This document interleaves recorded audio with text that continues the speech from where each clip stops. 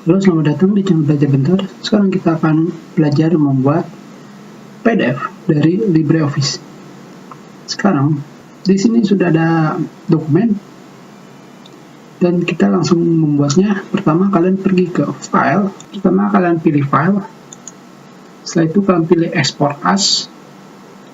Di sini ada dua pilihan. Pertama kita lihat yang Export as PDF.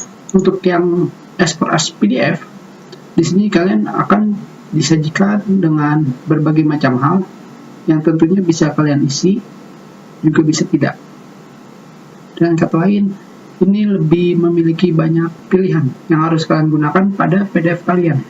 Dari General, Initial View, UI, Link, Security, dan Digital Signature.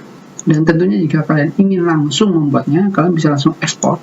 Setelah itu kalian tulis namanya dan kalian pilih save. Untuk sekarang kita cancel dulu. Sekarang kita pilih yang directly. Pertama kita pilih lagi ke export. Setelah itu kalian pilih export directly as PDF. Setelah itu kita pilih. Setelah itu kalian tulis namanya. Untuk yang directly, kalian hanya tinggal menulis nama tanpa mementingkan mengisi apapun. Ini yang paling simpel. Setelah itu kalian pilih save. Dan sekarang kita lihat PDF kalian.